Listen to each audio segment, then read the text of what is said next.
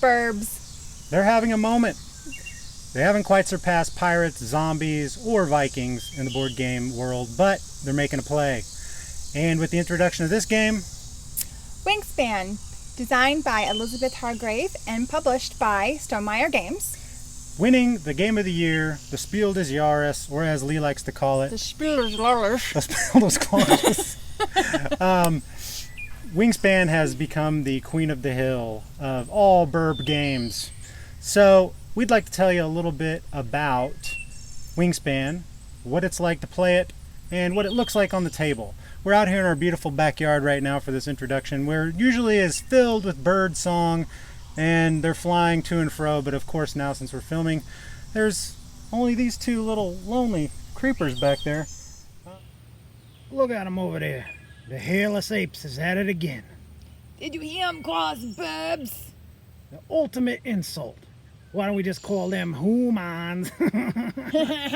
So Maxine, look at them over there. They're talking about that game, Wingspan. My uncle's in that game. Your uncle's in prison, you moron. Yeah, I know. He posed for a portrait in there. He got a lot of time on his hands. They think they're so cool. But I mean, they're not gonna name a game Armspan, right? Am I right? You're totally right, Frank. Maxine! Look, they're really enjoying the show, I think. They I are. really think they are. You think I should do my patented bird impression for them? Yes. Okay, you got to do it with me though, okay? Okay. Okay, come on, let's do it, and then let's put on a show for them. Then we'll send you guys to the overview of Wingspan.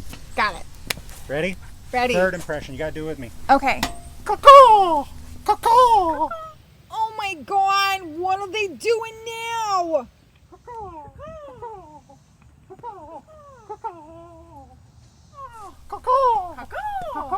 You guys like that?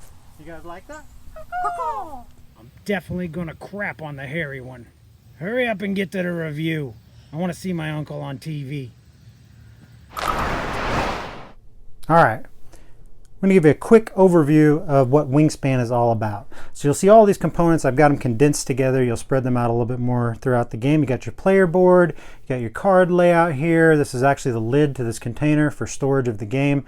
You've got these cool little eggs that are part of one of the currencies in the game, along with the food tokens back here.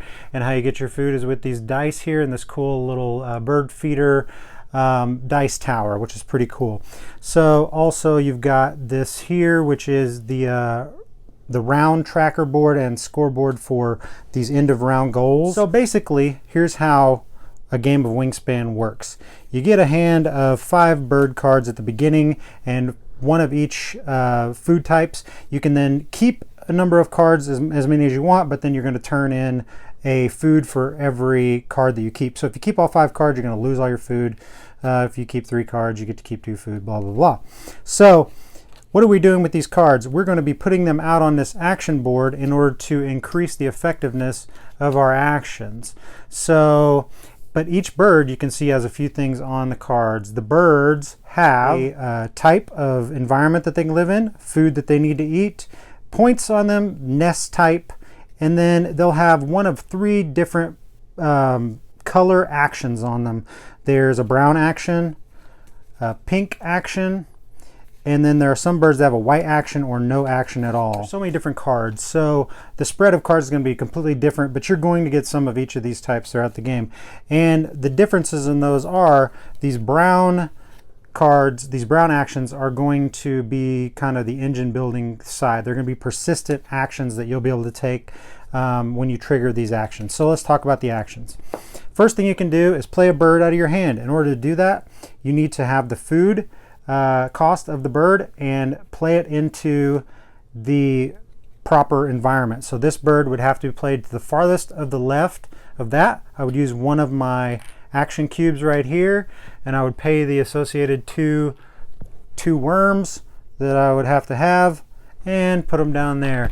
Then now when I take the second action here, which is gain food, if I didn't have that bird there, I could get 1 die from the bird feeder and I could choose anything that's out there. If all the dice show the same thing like that, then I could re-roll all the dice. But since I have this bird here, Then I could use one of my action cubes on my next turn, play the gain food action, and now I have a better action here. And you can see how that's going to start happening throughout the game. As you put more birds down, you're going to get better and better actions. Up to 2 food, trade in any bird card for a 3rd food, and this last one is get 3 food. Then finally, if you fill up all that row, you can get 3 food and trade a card in for a 4th food. So it just keeps building that way. But each time that I would put a new bird down, I would need to go here and pay an egg. Well, how do I get eggs? That's the second action right here. So if I had a bird played here because he has the proper environment type and I had paid for his stuff, then I could put another, that I would have done that by doing another action, which I can just put that there. You can play a bird into any one of your environments as long as you have the food cost and it matches that, as long as you play it farthest to the left open spot. You must do that. So if I'm going to take the lay eggs action, I put one of my action cubes there, and now I can lay 2 eggs. So I just pick 2 eggs out of this basket here, and then I will put them onto any birds in my that are on my board. Now you have to pay attention because each bird has an egg capacity. This bird can have 2 eggs. This bird can also have 2 eggs, and that's right under their nest type. This one can have 3. This one can have 2. Now, you're going to be spending eggs as currency in order to get more birds out on the board. Plus, there are some other things you can do spend eggs for. Eggs are points at the end of the game. Now let's talk about these brown actions. So okay, so let's say I had this going on here, and I take the gain food action again. So I will have been able to get 2 food from the feeder, and I could trade in this card. Say I didn't like this white-faced ibis. I could throw that away and I could get a 3rd food. So I would do that and I would gather my food tokens, and then I would look to the left and activate all brown cards in that row. So since that's the first brown card I have, left to right like reading, this one says when activated, roll all dice not in the bird feeder. If any are mouse, gain 1 mouse and cache it on this card. Now that's one of the other mechanisms of this game, caching. There is a economy of eggs, food, and cards that can be stashed. This particular bird caches food on it, and so at the end of the game, however many mice that owl has on it from that action taking place, then that will be worth points at the end of the game, as well as each of these eggs will also be worth a point. This one is the same type. It has to do with when rolling a dice but getting fish instead of mice. This one has when activated, tuck a card from your hand behind this bird. If you do, draw 1 card. So this bird can go into any environment. So let's say we had him down here. That'll lead us to the draw birds action. But if he was activated, let's just say we take the draw birds action. So we know the draw bird cards action. So we would place a cube right there, and then we would take our action, which now since we've got a bird in this row, we would get 1 card, plus we could pay an egg for another card. So see how that works? This is this interconnected economy in here. So then I would lose this point, but I would get another card. I would be able to get a 2nd card. So I would draw cards from what's available here. You cannot draw from the pile here. So I could take any of these cards here. So let's say I take this little guy here, and then I trade in that egg, so I get another one. So I got a puffin and an American avocet. Now I will do what we talked about up here. I will activate any brown cards in this row. So when activated, I can take one of these cards that I got and tuck it underneath this bird, and now that's also a point at the end of the game. So you see the 3 things that are worth points are, or 4, excuse me, are the points printed on the bird that's on your board, any cards tucked under birds, any food cached on birds, and any eggs on birds. That's going to be the end game scoring. And you're going to continue to put these cards out, making your actions better over and over and over. Now the interesting thing is every round, you start out with 8 actions. So the first round, you're really building. As you go, then you score the first round, and whoever gets the most of whatever, going to use one of their action cubes to take their place from 1 to 5 players, whatever they got. So they would place their action cube there, meaning that in the second round, they're only going to have 7 actions. Then the third round, they're going to have 6, then 5. So the final round is going to have less actions taken, but you're going to be activating all these bird types. Some of these birds don't have any actions on them at all, but normally they are worth a lot of points in and of themselves. Like that one's worth 9 points. So at the end of the game, we would go through and score the points on the birds. Your bonus cards, which we didn't talk about, those are cards that you get at the beginning of the game. You get to draw 2, choose 1 to keep, and at the end of the game you'll be able to score points. This one is birds with wingspan of 30 centimeters or less. 4 to 5 birds, you get 3 points. 6 plus birds, 6 points.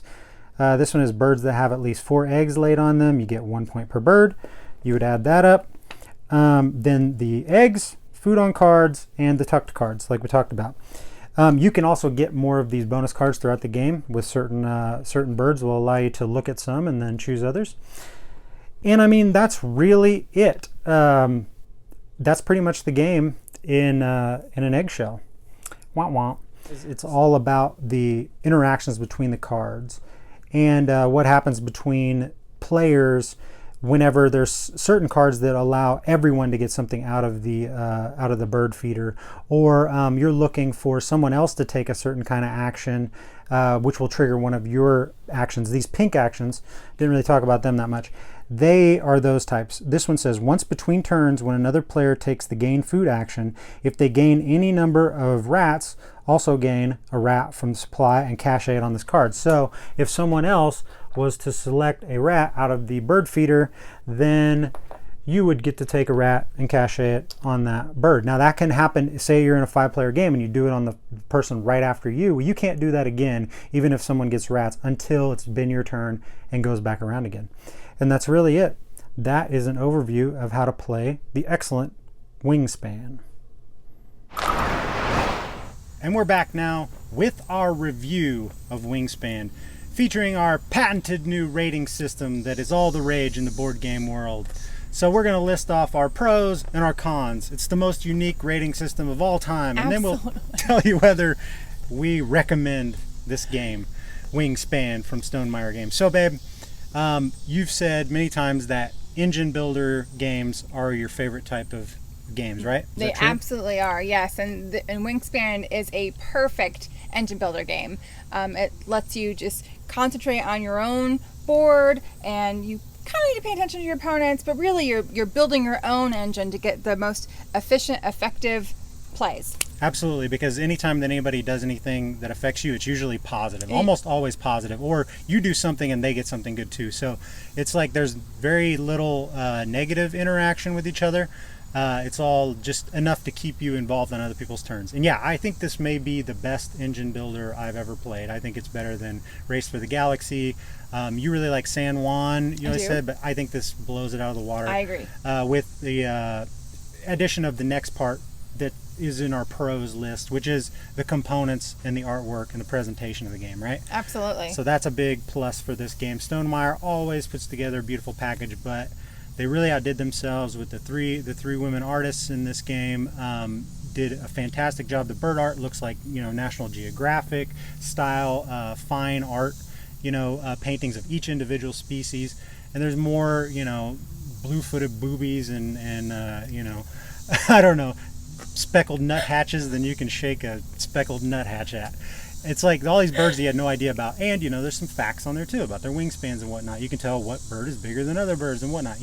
So all that tied together with the dice tower, thing, and all that just looks really cool on the table. It really does. The table, it does take up a lot of room. Yeah. So we might get to that, our negative. So because that is something I want to point out. So what about the variety that this adds to Stonemaier's catalog? What do you think about that? It's so different compared to any other Stonemaier game. Scythe or Euphoria? Yes. The artwork alone obviously is different with the new designers. The way it plays is different. The whole idea is different, having it an actual nature game. And the game about bird watching, basically. That's exactly what it is, and So, it's just so much fun. It was very surprising, I think, whenever they announced this game, but I think that it's made such a splash in the board game world, obviously becoming game of the year and just selling out over and over. Like, I mean, this just adds a variety to the Stonemaier games catalog that nothing else could have, right? Agreed. So this brings us to our one negative that I don't know if you agree with this, but I disagree. for me, well, there's two parts to this. One thing that you don't agree with is that I think the dice tower that comes with it, even though it looks like cool, it's a little birdhouse, I think it's sort of redundant, like, because of the big problem I have with this game is that laying it out on the table, there's no good way to do it. Hey, birdie. There's no good way to lay it out. Every time I put it on the table, it's like, well, this is way over here and nobody can reach that, and then this part's way over here and nobody can reach that. Since there's no central board and you've got those cards set out in the middle, and then you've got the eggs over here, and then you've got the dice tower over here, the person at this end of the thing's never going to be able to really roll the dice. You can't move that dice tower and stuff. So to me, the one tiny nitpick thing is that even though it's beautiful, it doesn't lay out on the table well. But you love the dice tower, right? I love the dice tower. I think having a bird feeder, a birdhouse as part of. But it is a feeder, right? Because that's It's where a they're getting their feeder. food. Yeah, that's Yeah, where they're getting their food. yeah. But I just think that just adds a whole nother level of fun to the game. Yeah, it looks awesome. I just don't think it's very functional. So if I had to nitpick, we have to have something in the con side, and that for me is just that I can't ever find a good way to lay out on the table. Do I have a con? I think that's really the only con we both talked think- about. yeah. Like, it's hard to lay out on the table, right? That's really my only con too. So with all those pluses and that one little small negative, we definitely approve and recommend Wingspan by Elizabeth Hargrave and Stonemaier Games. Absolutely.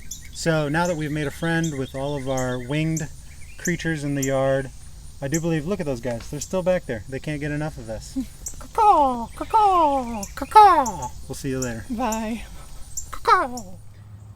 Well, that game does look cool and all. Didn't see my uncle, though. You still haven't crapped on the hairy one. Let's fly!